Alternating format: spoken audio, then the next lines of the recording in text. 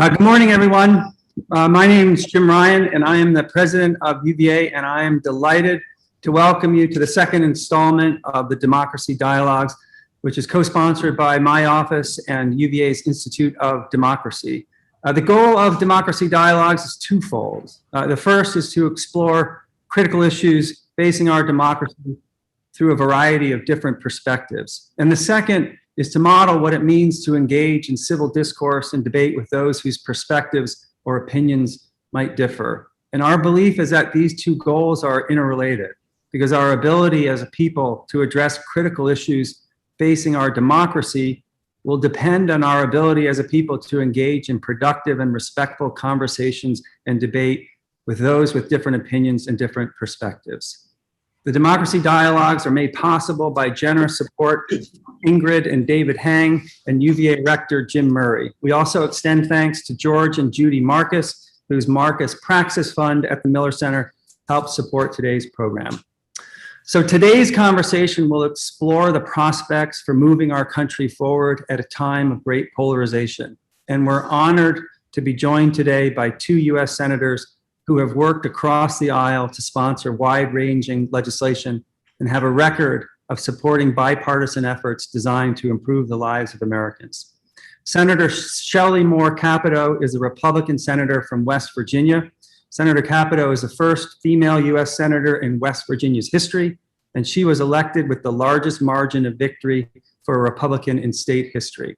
She serves on the Appropriations Committee, the Commerce, Science, and Transportation Committee, the Environment and Public Works Committee, and the Rules and Administration Committee. Perhaps most importantly, she is also a UVA alum, or a Wahoo, as we like to say, as she completed her Master's of Education at UVA. She's joined by Senator Tim Kaine, a Democratic senator from Virginia. Senator Kaine was elected to the Senate in 2012, and he serves on the Armed Services, Budget, Foreign Relations, and Health, Education, Labor, and Pension Committees. He was first elected to public office in 1994, serving as a city council member and then mayor of Richmond. He became lieutenant governor of Virginia in 2002 and was inaugurated as Virginia's 70th governor in 2006. Senators, thank you both for joining us and welcome back to UVA. I'm also pleased, thank you. I'm also pleased to introduce our co-moderators for today's event.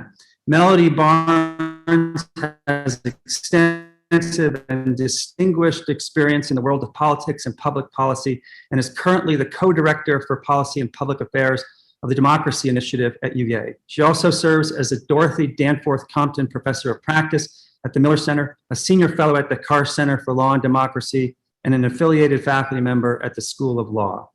Melody is joined by Pilar Jimenez, who is a fourth-year student from Alexandria, Virginia, studying history and government in the College of Arts and Sciences. She is the former president of the Latinx Student Alliance and is involved in the UVA Democracy Initiative, the University Guide Service, and the Meriwether Lewis Institute for Citizen Leadership.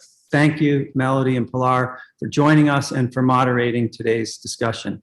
For those of you who are joining us on the Zoom webinar, I encourage you to submit questions for the senators via the question and answer box at the bottom of your screen. With that, I will turn it over to Melody and Pilar, and thank you again for joining us. And senators, thanks again for taking time to be with us. Thank you so much, President Ryan, for that wonderful introduction. And on behalf of Pilar and myself, I want to say welcome home to Senator Capito, to UVA, and also welcome to Senator Kaine, who we are fortunate to have as our senator. We are both so pleased to have you with us to explore the issues that animate the title of today's program, Self-Governance in the Age of Disunion. My guess is that you will both agree with me that our democracy requires us to do something that's extremely difficult, to organize ourselves, people of different interests and backgrounds and beliefs, for self-governance. That work is essential to the vibrancy and the sustainability, the very existence of our constitutional republic. But what happens to democracy when discomfort is really distrust, or when distaste becomes antipathy? What happens when we know so little about one another that we don't have the capacity to identify our common goals? when we fail to agree, and at least as important, when we're unable to disagree peacefully. Pilar and I want to start the conversation there. But first, before we jump into our conversation, I want to pose a question that brings the audience into this, and to learn more about their views and their experience in working with or engaging with people of different political views.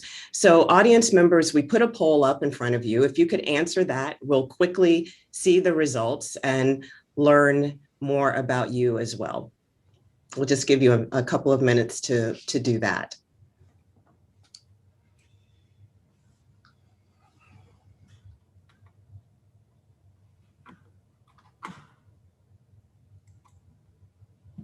Alrighty. So as our audience is answering that question, and Senators Capito and Kaine, I'll be curious once we see the results to find out if you're surprised by them, given your experience in public life. But here's my other question to you. In spite of our conversations about polarization, I think that there are a lot of things that Americans share with one another. And we know that Americans are often described as being aspirational or innovative or creative. At the same time that our political culture often reflects profound disagreements and generations-old battles for power.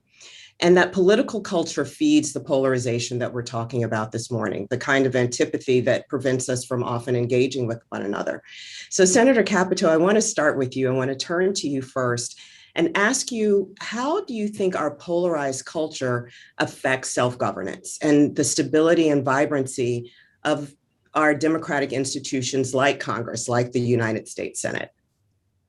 Well, thank you, Melody. And I want to thank my friend Tim Kaine and also President Ryan and Pilar. It's nice to be with you as a UVA fourth year. I guess you'll be graduating shortly.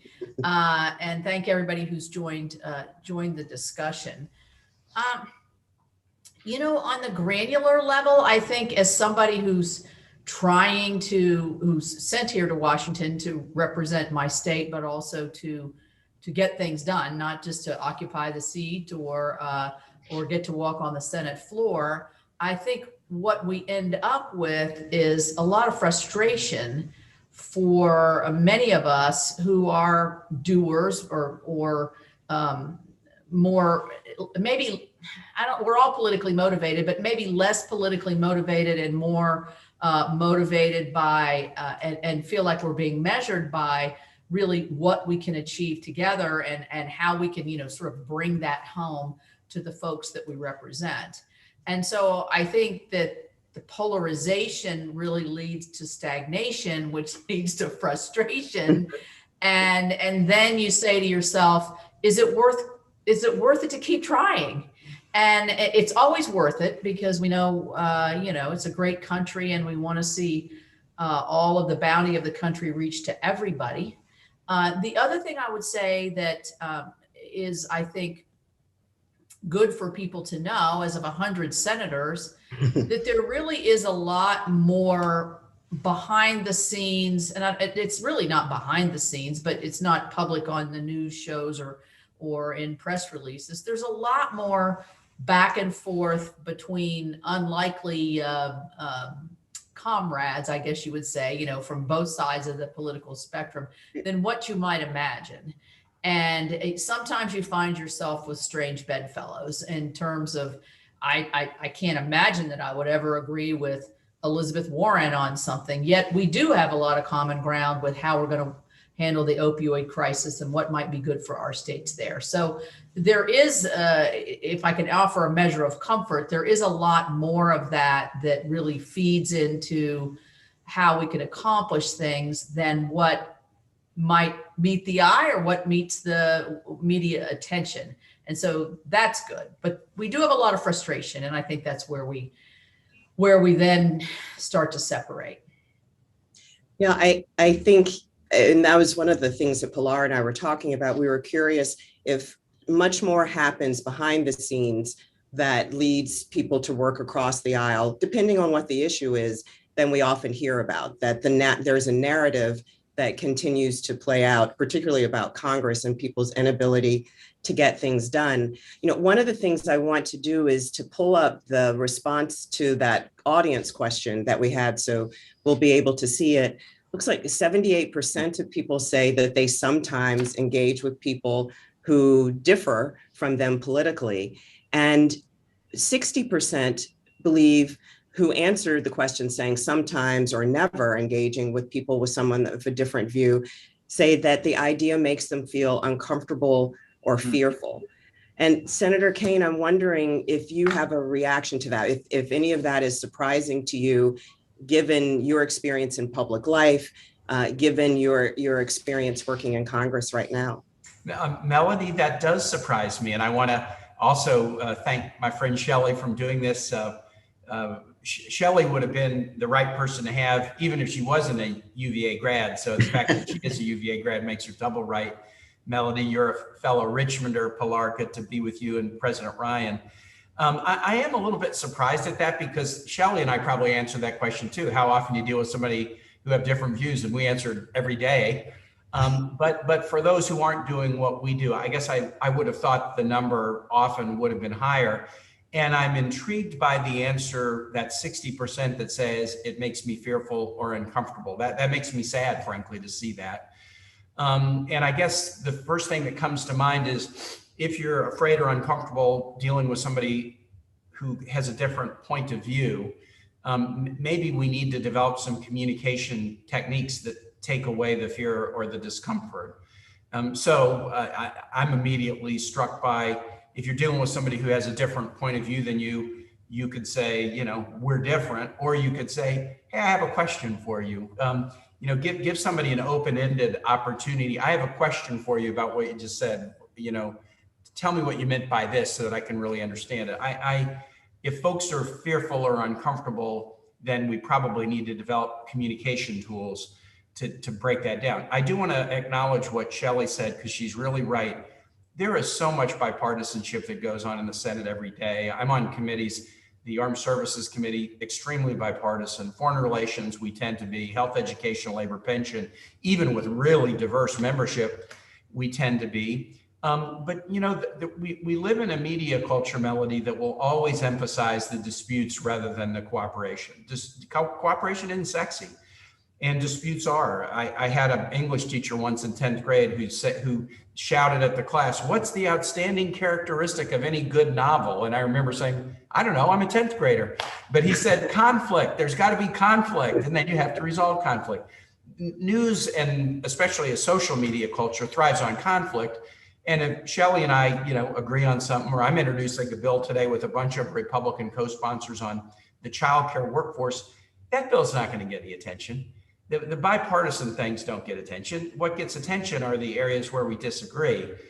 We still don't do enough bipartisan. I'm not saying we're doing enough, but we do a lot more than people think. It just doesn't seem interesting to a media culture that we live in. Well, I want to ask one more question before turning this over to Pilar for her next question. And I want to focus on what happened on January 6th, because it seems, given what you've described as the opportunities for collaboration that exist on Capitol Hill, and that we as the lay public aren't seeing much of that January 6th not only reflected something that was deep in our culture and our political culture, but it also potentially could have been a turning point on Capitol Hill.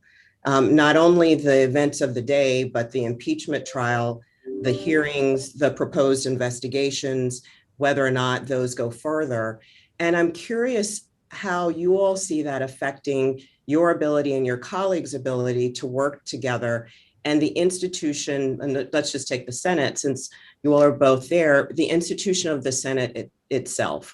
I mean, what was the impact of that day and all that has followed in terms of your ability to do day-to-day business, or even the way that you engage with one another when you're off the floor, when you're in the cloakroom, for example? Shelley, you want me to tackle that one first, or do you want Sure, to? go ahead. Yeah. So obviously this was a day that, I never would have imagined, and I'm never going to forget, and should never be repeated. I mean, it will, when I am in my dying breath and I think back on moments in my life, it will be one of the, probably the top 10 that I will remember because it was so vivid. But I will tell you, we still got to, go to work with each other every day. One observation about that day, and then one observation about our relationships. The people who invaded the Capitol that day included some really bad folks, including some Virginians. There was a Virginia guy wearing a Camp Auschwitz t-shirt. There were some other Virginians who were clearly very malicious. But, it made me sad that most of the people who were there that day were not, violent people, but they were so gullible. They had been fed a big lie over and over again and believed it. And it makes me wonder about our education system. And it makes me wonder about why people will fall for the most outlandish, ridiculous lies and conspiracy theories. And I think we kind of have to grapple with that. There's a difference between, neo-Nazis and people who are gullible enough to fall for the big lie. And I think that's something we have to think about as a society. With respect to working together, I was part of a group of 6 in the Senate that filed an ethics complaint against 2 Republican colleagues, Ted Cruz and Josh Hawley. The reason we did that is some were calling for them to resign or be kicked out because we viewed them as sort of instigators. But I thought, you know what, let's do this. The ethics committee in the Senate is strictly bipartisan. It's 3 and 3. And it is always, if the Senate was 90 Republicans and 10 Democrats, it would still be 3 and 3. It's just set up that way. So if we have a concern, rather than, you should resign or you should be kicked out or whatever, let's hand it to the most bipartisan, nonpartisan group and let them take a look and figure it out. And once we have made that complaint, I've just put it in the rearview mirror. That group is going to figure it out on their own time. I think Senator Hawley filed an ethics complaint against all of us who filed an ethics complaint against him. So they'll figure that out too. Mm-hmm. But my attitude was put it in the hands of as neutral a body as we have in this place that self-polices, and then just go back to working with my colleagues. And, I know maybe in the House, I think some of the emotions were tougher in the House because frankly, their experience of being barricaded in, I think was a little more edgy than most of our experiences in the Senate. It was worrisome enough in the Senate. I think it was edgier in the House, and some of the emotions are more raw there. But I just think, we have work to do for our constituents, and we have to be able to work with each other as colleagues. And so I'm kind of trying to set that aside. Senator Well, I would say, yeah, I don't disagree. I mean, I agree with everything that Tim has said. I think I was kind of reflecting on it. For me, sitting in the chamber that day, when I realized that something bad was really going on, we were hearing like rumors. See, we couldn't really see what was going on because supposedly we're not supposed to have our phones, but watch TV. But all this, you get these snippets of their people in the building. Well, I'm sure Tim thought, and I thought, well, yeah, there's 5 people in the building and they'll get them out, as soon as possible. And we didn't see any of the run up to the real violence and passion of the crowd trying to get in. So we were caught off guard that way. And then when I realized when they took the vice president out of the room rapidly, mm-hmm. and you could see the service agents start to come around him, I was watching that. And I'll tell you what, I'm not the most observant person in the world, but I was watching that very closely. And I leaned over to the guy next to me, the senator next to me, and I said, wow, something bad is happening here, because you can tell they're really urgently getting him out. And I honestly, my first reaction was a 9/11 reaction. I was here on 9/11. It was just that feeling of just, this is so out of control for me and all of us sitting here. I don't know what's going on. And that's when if I had any kind of reaction of fear, physical fear, it was right then. And that dissipated very quickly because, as Tim said, we were well taken care of. And I'm not sure they had a plan for us, but a plan came together rather quickly. So being a Republican, being 2 seats away from Ted Cruz and being within, we were split because there were a lot of us like me who thought this was a fool's errand. What are we doing here? We've been very vocal on disagreeing and, the election's over, it's safe, it's certified, let's move on. But that's the beauty of the Senate, in that independent voices are allowed to throw a lot of, I don't want to say kinks, but a lot of their own independent opinions in whenever they want. And one person's voice, it can be very, very powerful. We saw it that day. And so I'll tell you a little story about what happened to me that morning. I was driving in. I anticipated that it was going to be a big crowd, so I didn't actually drive in. I had asked if I could get the Capitol Police to come and get me at my apartment, which is very unusual. But I just, I was here by myself, and I thought, well, that would be the safe thing to do. So I get in the car with another senator, and we're driving, and you can see all the Trump people coming up, and literally they're the people that Tim was talking about. They're just your basic believers. They're not violent. They're just, waving the flags. And, we see them at all kinds of rallies, whether you're a Republican or Democrat, just Americans. And the person that I was riding with was one of the people who had signed on to discount the electoral result. And that person says to me, I said something about, this is really making me nervous. It's not good. I don't understand what they believe is going to happen. And this person says to me, and this is one of the, what you would say, not the main instigators, but one of the side instigators. And they say, yes, what's really bad is they think we're going to overturn the election. I'm like, well, that's what you're telling them. You're telling them that we're going to overturn the election. No wonder that's what they think. And I mean, I literally wanted to whoosh across the side of the car, because you're not even listening to yourself. So I just was astounded at that. And they go on further. All we really want to do is send us back to the States. Really? That wasn't the message I was hearing everywhere, and obviously not these folks. So I know that's a little long-winded, but Tim is right. When you're in a shared kind of tragedy like we were, sometimes it pulls you apart, but sometimes it kind of pulls you together. And there was a joint commitment where we were, all of us together. There were suggestions that maybe we carry our business on in an alternate site, or maybe we get in a bus and go somewhere, which that would have been ludicrous. But we can convene right here in this room. And there was just a bipartisan, heck no, we're not going to do this. We're going to not let this get the better of us. And we're going to wait it out here until it's considered safe for us to go back into that hallowed chamber to do what we're supposed to do, which is to confirm our election results. And so that's what we did. So there was a bit of a camaraderie. Well, there's a lot of a camaraderie there. Some people had sort of mixed experiences. I know they were in their hideaways in the Capitol, and they had people banging on their doors, or they had much more of a close call. So there was trauma associated with this as well, within the 100 of us. So, I mean, I think it definitely was a sentinel moment that I'll never forget, but it was so odd for me to reflect back and remember. I had that same feeling on 9/11, like, wow, what's going on here? And I was probably one of the few people in the chamber that day that actually was there on 9/11. So anyway, those are my reflections. No, thank you for that. And I'm going to turn this to Pilar, and I think her next question actually relates to some of what you were saying, Senator Capito, about what people are thinking, but also how their messages get magnified and ripple through the broader population. Pilar?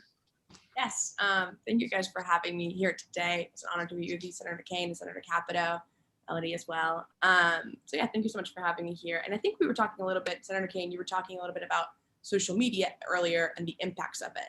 So, I think over the last couple of decades with the rise of the internet and social media, I think we've seen an increase in, productive conversations, as well as divisive, inflammatory, or harmful speech online.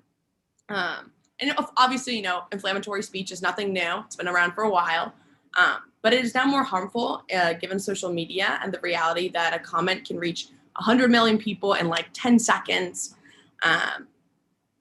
So I was given that. I was just kind of wondering, does the government have a responsibility to kind of regulate speech online? And is social media more harmful, right? Because you can reach more people more quickly, or is it kind of the same thing as same kind of territory as, if somebody's standing in a public square or something like that? Shelley, you want to tackle or do you want me to jump? Yeah, I'll go briefly here. Thanks, Pilar. That is really the question of the ages, I think. And here's an interesting, since we're talking about bipartisanship, this is an interesting issue that really crosses a lot of political lines for different reasons or different fundamental beliefs, I think. I'm on Commerce Committee. We do a lot with Google. If you see those them coming in to testify, they come in usually before the Commerce Committee.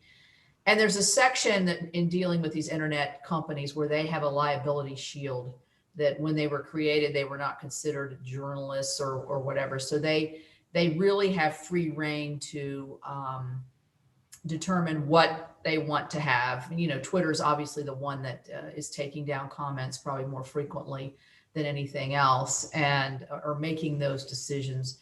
And so they had all these algorithms and things that I could not possibly describe that begins to make the judgment as to whether a tweet should come down or that person should be off for 24 hours or a week or whatever.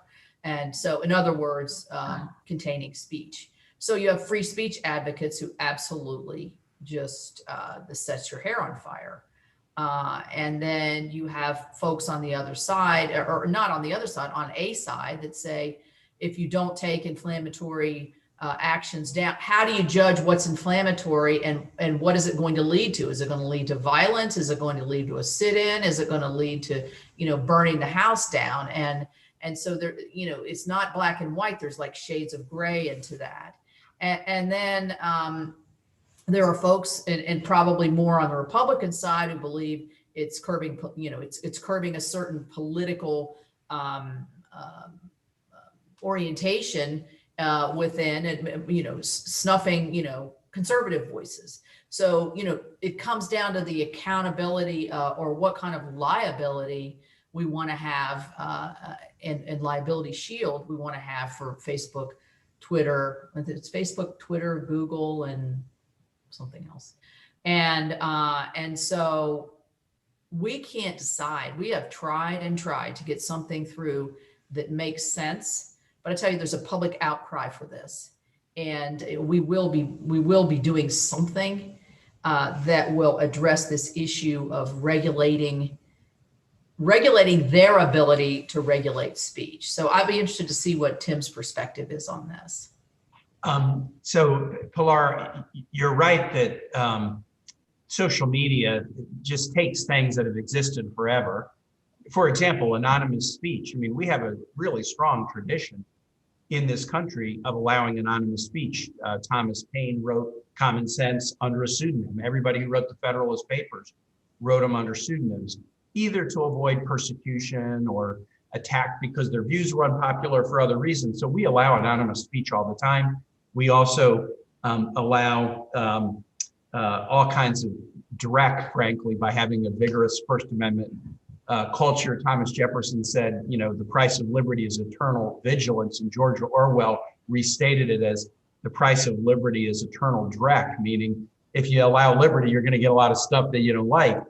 So that is our culture, to allow significant liberty. But I'm intrigued. There's one piece of legislation that the Senate did a couple of years ago that I don't know, frankly, whether it's worked or not, but I think we ought to analyze to see if it's worked, and then we could potentially apply it to this.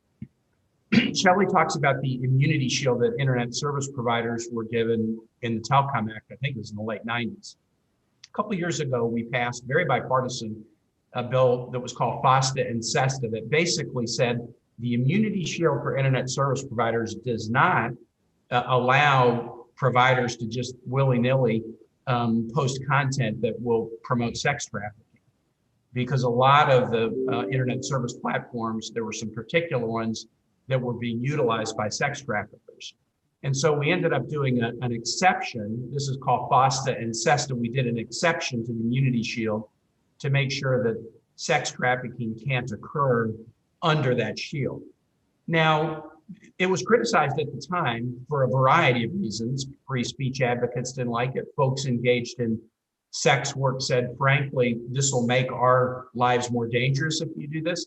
But we did it 4 years ago. So there's been 4 years of experience on it. And I think what we ought to do is look at it and see, okay, we had the goal of doing something to try to curb sex trafficking. Did it work to do that? Did it have unacceptable side consequences? And if we conclude that, actually it's been okay, then we might want to consider something similar for you don't get blanket immunity for posting material that's false if the false material is likely to lead to violence, for example. And you could say, if there's material that would fit into that category, once you're notified, you have some affirmative obligation to remove it within a particular period of time. And if you don't, there could be some penalty. So one thing I often think we don't do well in Congress is after we pass a bill, we don't go back and ask, did it work? Did it do what we wanted it to do? We do the bill signing and then we just move on to the next one. So FOSTA and SESTA was controversial at the time, but if we analyzed it, we might learn something from it that could enable us to tackle this issue of, falsehoods that encourage violence. You wouldn't just want to tackle falsehoods. Falsehoods happen all the time. But falsehoods that encourage violence, we might be able to learn something from the past experience in figuring out how to address it. Yeah, I think that makes a lot of sense. Thank you guys for bringing up those points. And I think, you guys have talked a lot about kind of this bipartisanship and Senator Capito talked about agreeing with Elizabeth Warren. Senator Kaine, you just talked about this bipartisan bill that was passed. So we have a poll question. Is do you think Congress, 1, encourages polarization, 2, reflects society's polarization, or 3, both? And we're going to do a quick poll on that just because I think sometimes people think that you can agree or disagree. But obviously it seems like there's a lot of bipartisanship going on. Chris. And as the audience members are responding to that question, Senators, we do want to delve a little bit more into your work in government. I think it's not surprising to you, though it's often probably painful to know that a lot of people think that government is the problem. And one of the recent polls that I read, it was a New York Times poll, indicated that sentiment starts very young. It was a poll of 13 to 17-year-olds that revealed that they were disillusioned by government and by politics itself. And we're looking now at the results of this poll. 19% think that Congress encourages polarization. Another almost equivalent number think it reflects, and most people, 60%, believe that it's both. Congress both reflects and encourages polarization. That seems to be what this group of soon-to-be voters thinks. American adults often have views that range from the fact that they think bureaucrats are incompetent, or politicians are craven, or government does too much, they do it for the wrong people, or they don't do enough. And I think, as you said earlier, Senator Capito, that government is just stuck. And yet, as we've been describing, the two of you have found a way to work together. Now, you've indicated that that's not as uncommon as people might think, but we're curious to know how you started working together, what makes that relationship work, and also, are there institutional barriers? Are there things that sit in the structure of the Senate that tend to foster the inability for people to work across partisan lines, to build those relationships or those alliances that lead to bipartisan legislation? And then I'm just curious what you hear from folks back home when they find out that you're working with, Senator Kaine, that Democrat from Virginia, or Senator Capito, the Republican from West Virginia. So why does that relationship work? Well, I will say this, Shelley and I, we're not on committees together. So the most work that you do with your colleagues on the other side of the aisle are when you're on the same committees, and we're not on the same committees together. But here's what I believe about Shelley. And this is something that, if I can say this about a colleague, I mean, what more can I ask? if I can convince Shelley Moore Capito on the merits of something, will she stick with me, whatever her leadership says, or whatever the polls say? And the answer is she will.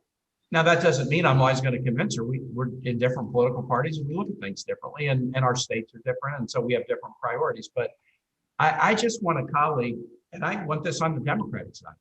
I just want a colleague where if I can convince you on the merits and you say, yeah, you're right, will you stick with me, even if your leadership says, hey, don't help Kane out, he's up for re-election next year, or if the polls may not look good on the issue. And Shelley's that kind of person.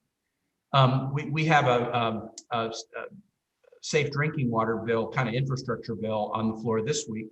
And that is in Shelley's jurisdiction, not in my committee jurisdiction, but she's part of the bipartisan group putting it together, part of the bipartisan group that is allowing amendments to be voted on. We'll be voting on some amendments today. Some will be partisan, some won't be partisan, but she's sort of managing it with her Democratic colleagues, to what I think is going to be a good faith, positive outcome.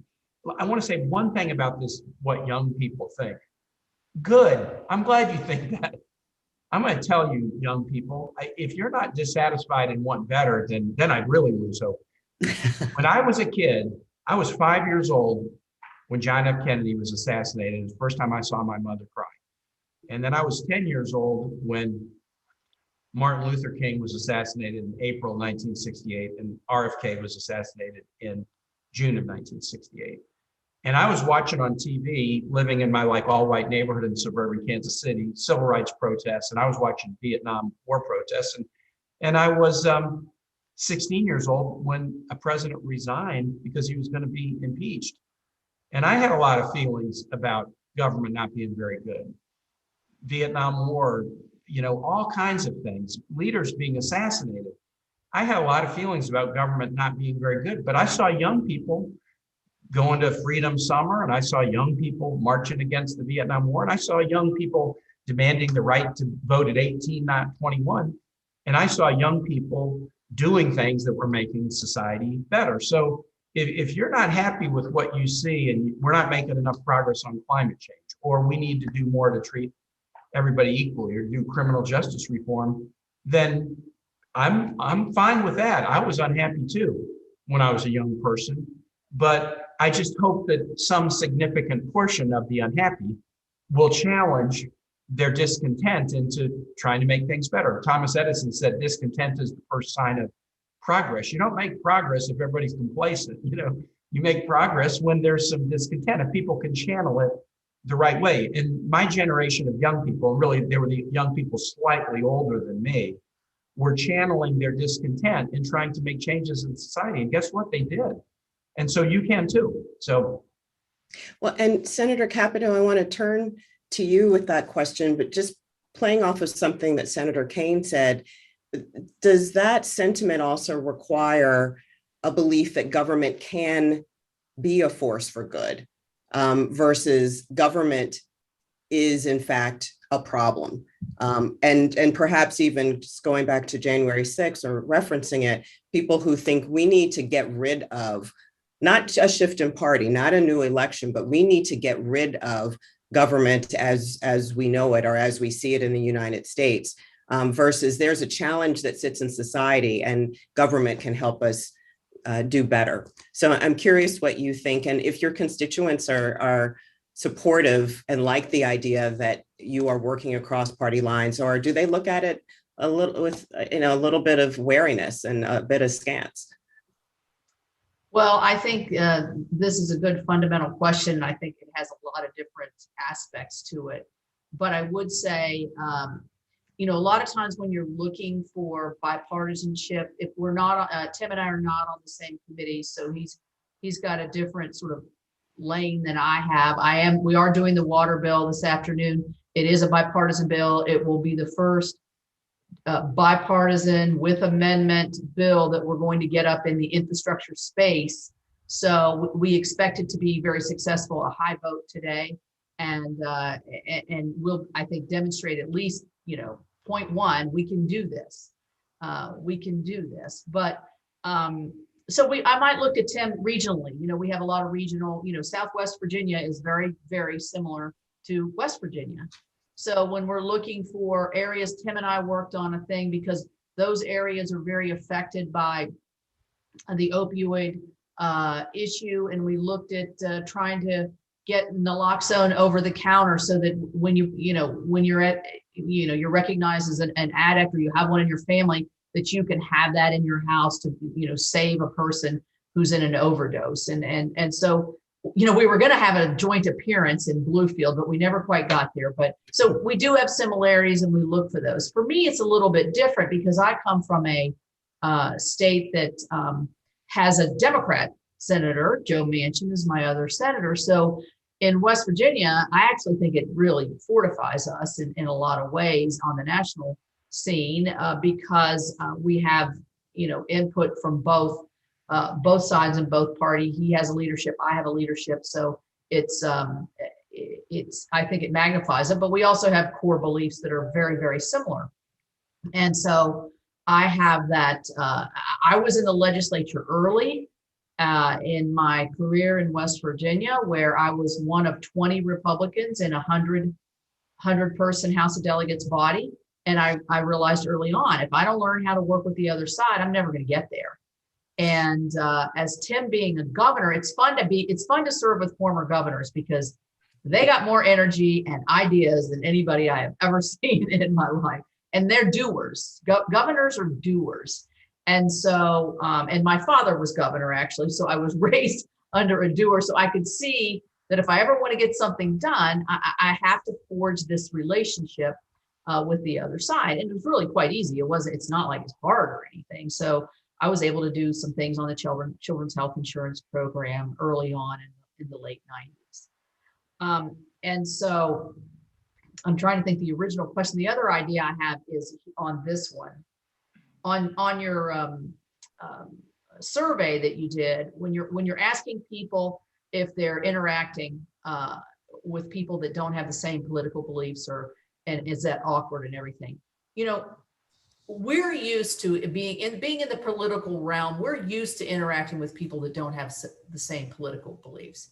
But and that doesn't make me uncomfortable. If you go to a town hall meeting, you're going to get somebody up yelling at you. That's just the way it is, and probably more than one. And but if you're at the Thanksgiving dinner table with your aunts and uncles and sons and daughters, personal relationships, it's a heck of a lot harder. And so I think that's where the responsiveness on your survey is. It's probably more about people trying to interact in their social life with people that don't have the same political beliefs. I think that's where we've got a major, major disconnect. I mean, some of my best friends at home are rock solid Democrats, and probably have never supported me, but I don't ask. And so I think it's really hard for young people to be put into that position where you're trying to figure out what you want to do, what your belief systems are. You run into somebody who's so far afield from what you think, and then you can't even forge a personal relationship because it aggravates you so much, and or you can't even see through their lens. And I think that's what we've lost. I mean, honestly, I'll give you an example of somebody, for instance, Bernie Sanders. He's been around forever, and he's run for president. And Bernie and I can't even, I mean, I'm sure we voted for things together. I hope he votes for my water bill today. But, you wouldn't find us really on the same side of too many issues. But you know what? I have great respect for him because he is a believer. He has been rock solid in what he believes from probably the time he was at, in school until he is right now, for better, for worse. And I have great respect for that. So I don't want to diss his personal feelings or his political feelings, because he really believes what he's saying. So you get over that, and when we get in the elevator together, I ask him where he got his mittens, and no, I didn't really. I did ask him about his mittens, though. Mittens in the picture. Yeah, lots of people wanted to know about the mittens. The mittens, when he's got his hands up like this. But so sure, so I don't know why I bring that up. I just think that, and I'm sure Tim has instances of folks that he interacts with on a personal level that have no political similarities for what he really believes. And I think that's what's harder for young people, because I think we've polarized everything. Our parties are pulling us this direction. Whereas I think in the 60s and 70s, the middle was getting bigger. Now it's the ends that are getting bigger. People have more primaries than they used to have. You're seeing this really, well, in the Republican Party for sure over the last decade, but now it's really developing over on the Democrat side. And you see people getting challenged in primaries, and they're not liberal enough, or they're not going far enough. And so instead of where we think people really are thinking, which is more center left, center right, in order to win a primary, you got to pull way over to the left. This is a problem in the presidential primaries as well. And then I think that feeds into everybody else who's watching this. And you feel like you really feel like you're picking sides. So then when the one person comes out the victor, it's almost like I can't say this is for us because it's still for you. And I think that that feeling is more intensified now, I think, than it's ever been. Melody, let me just say one more thing, because part of your question was, are there structural problems in the Senate? Let me just tell you one, and I'll do this in less than a minute because I know you got folks who want to ask questions.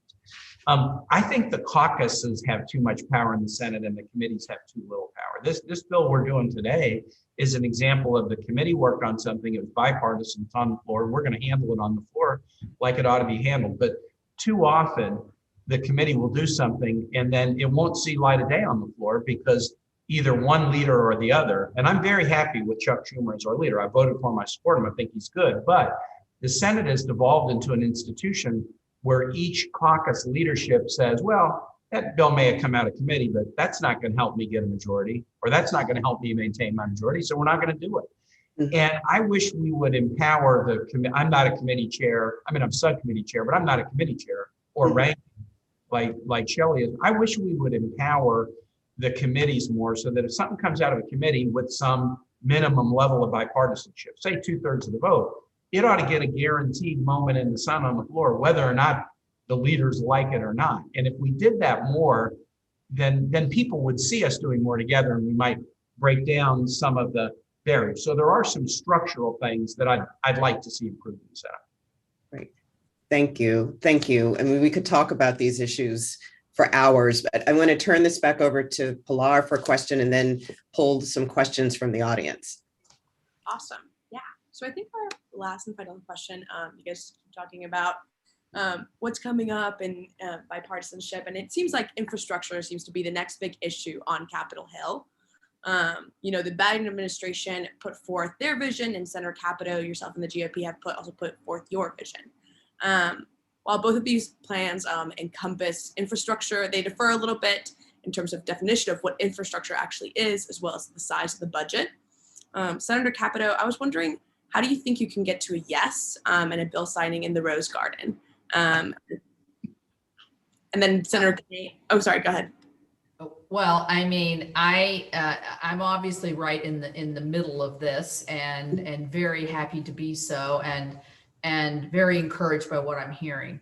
So, if you look at the signals of, which we do every day, we look at the signals of, there are certain degrees of disagreement that you could say in a public statement that Tim and I might read into it where, oh, there's an opening there, whereas if you're looking at it from the outside, you might go, oh, that person hates that idea. And the White House was giving, I thought, big signals that, Republicans come to the table. Honestly, we felt burned over the COVID thing, the rescue package, but you know what? You got to live to fight another day is the way I look at it. So that's over and done. And so the White House was giving signals that, come to the table, give us an idea of what you had. And so I ended up doing that with some of my other ranking membership. And, I was a little worried because I'm not one that's really in the spotlight. And I thought, well, the worst thing I want to do is get up there and then just be sort of laughed out of the room, because that happens too. And so again, we put it out there. We thought we did a good job defining infrastructure and where it is and what people think about it. And we put it out there. And then I looked for those same signals. What am I going to hear here? And what I heard from the White House spokesperson was, this is a good, solid offer. It's serious. We're willing to talk. And I was like, I felt so good after that. And so I was having behind the scenes conversations, and have been all the time, with the White House. So now we're at a point where I think it appears, the president mentioned this in his speech last night, that there is a willingness to maybe break off that physical core infrastructure to try to find a bipartisan solution. And so, I am so glass half full kind of person. I'm going to believe this is doable, and that we can go to the Rose Garden, and I'm going to buy a new outfit if we get there, and all those things that maybe women think about more than the guys. But I just think that I'm not going to be deterred here. And if you look for the signals again, you see, I got dissed by some of my Democrat colleagues. It's not big enough. It's a joke. It's a slap in the face and all that kind of stuff. But you know what? It could have been a lot worse. And it could have been more people saying, a sort of a unified forget you. And it didn't come out like that. And so I said what Tim just said, let's send it to the committees and see what the committees could do. And that's how we should do it. So I'm optimistic that we can do this. It's something we've done for decades together. And I'm ever hopeful that I'll get to that signing. I mean, I'm not pie in the sky to think it's definitely going to happen, but there's light here, and I'm getting a lot of encouragement from Democrats, Republicans, and the White House to keep moving forward. So I'm excited about it. I'll just say what I said about Shelley's plan when she put it on the table. I said, I want the size of it to be bigger, but Shelley's effort is very laudable. So that's what I said. And a lot of people were saying, and we're saying that same thing. And here's a little thing for people to pay attention to. What if we get to the end? We're going to do this infrastructure bill today, and it's going to be bipartisan, and there may be some other pieces, but what if we get to the end of the day and there is an infrastructure bill that's a core thing that's done by reconciliation with Democratic votes, not with Republican votes, like the Republicans did the tax reform bill in 2017, or like we did the rescue plan bill in March? What if that happens? Does that mean there's no bipartisanship? No, it doesn't mean that, because yesterday I introduced a bill that was very bipartisan with some Republican sponsors that we're trying to get in the infrastructure bill. And my Republican co-sponsor said, I'm probably not going to vote for the infrastructure bill, but let's get this in it. Let's get this in it. And that's fine. The president last night mentioned a bill of mine that's extremely bipartisan about using Pell Grants for short-term career and technical education. I think Shelley is a co-sponsor of mine on that bill. One of the co-sponsors, not Shelley, said to me on the floor yesterday, hey, I think President Biden is going to talk about our Jobs Act tonight. Now, Tim, I'm probably not going to be a yes vote at the end of the day, but I'm really glad this is included. Let me reverse it. Joe Biden wants to finance this plan by raising the corporate tax rate from 21 to 28. Republicans in their tax bill shrunk it from 35 to 21. Democrats voted against it. Biden isn't rolling back the Republican tax plan completely. He's saying, well, let's take it back to the midpoint. So some Republicans could say, President Biden, we still don't agree with you, but at least you realized, like we did, 35% was too high of a corporate tax rate because it put us uncompetitive with other nations. So President Biden is even showing with this financing that he sort of was listening to the Republicans. They made a tax adjustment. He's not wiping out the adjustment that they made, but taking it back to a midpoint. So you could see a bill that would be a reconciliation bill. It would be only with Democratic votes. But if we put a Post-it note on everything in that bill that had been a bipartisan proposal, and then we leafed through the hundreds of pages, there would be hundreds of Post-it notes in there. So, the work that Shelley's doing is going to advance the ball in making sure that the package has components that are bipartisan. What will the vote be at the end of the day? Will Shelley be at the Rose Garden signing ceremony or not? That's TBD, but I think we're likely to get an infrastructure bill, and there's going to be a lot of components to it that have been advanced by Republicans or advanced in bipartisan ways that will make the bill stronger.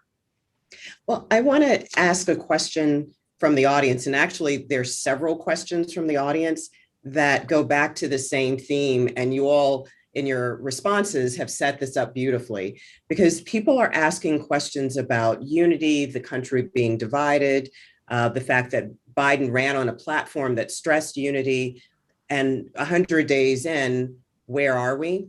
And again, that comes from several different questions. And I'm wondering, when we think about last night's speech, the address to the joint session, President Biden laid out a big agenda, and we heard Senator Scott's response to it and other responses to that. I'm curious, if we don't take the route of reconciliation, but we've got to build not only a majority, but potentially a supermajority, given the filibuster and where we are with that right now.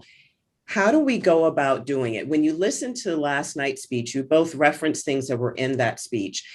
Where do you see the opportunity to find legislation that could get that kind of majority? And just in our last few minutes, give us a sense, kind of the anatomy of a negotiation or the legislative process.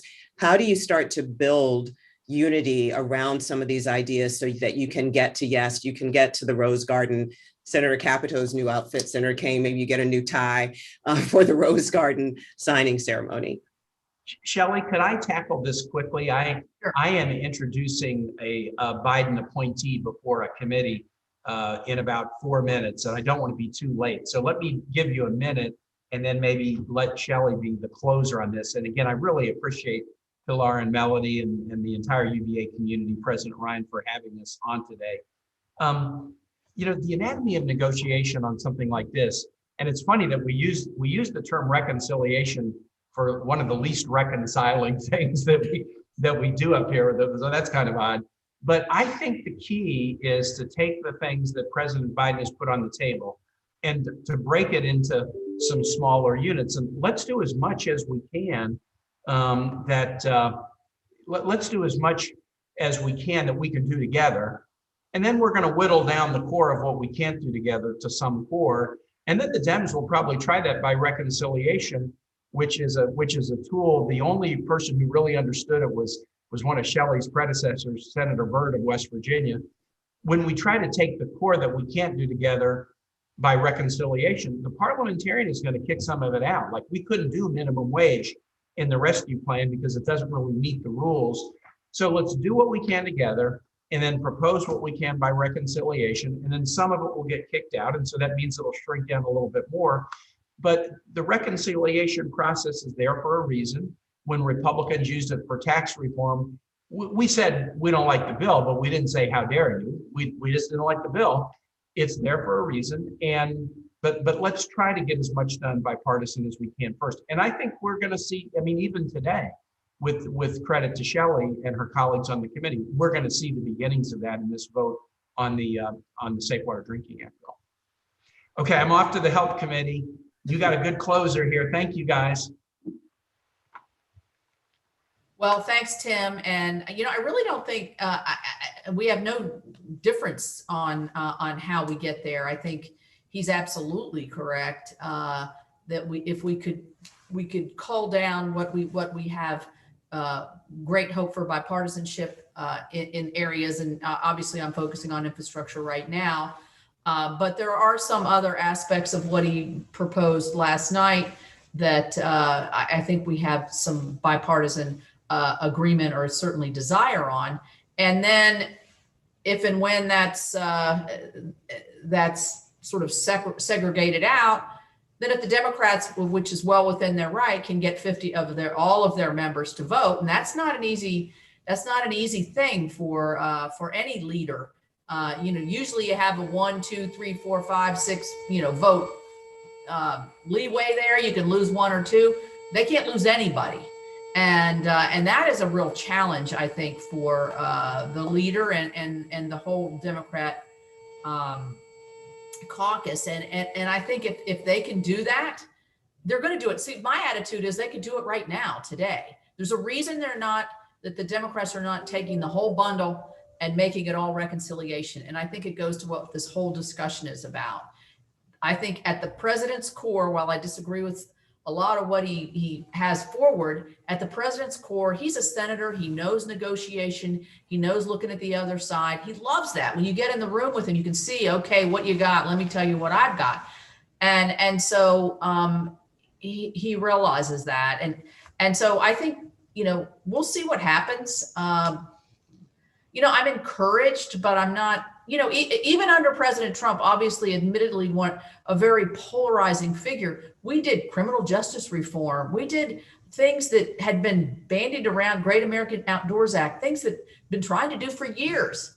And they were done bipartisan, protecting the rights of songwriters, something that had been 8 years in the making. So unfortunately, never got, I think the recognition probably that it should have, because it was done very bipartisan. They weren't easy issues.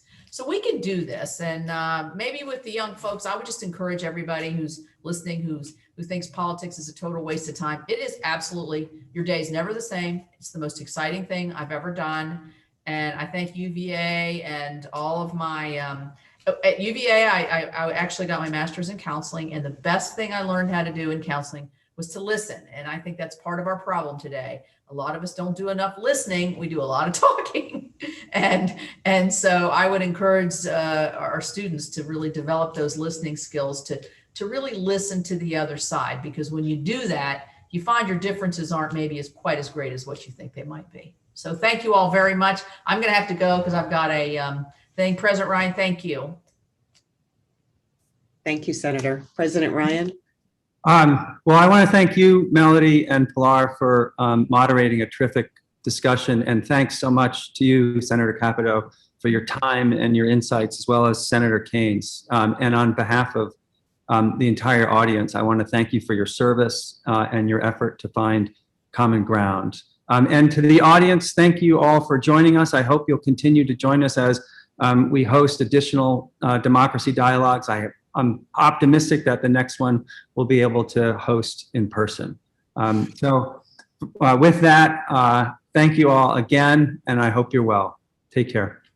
Thank you. Thank you.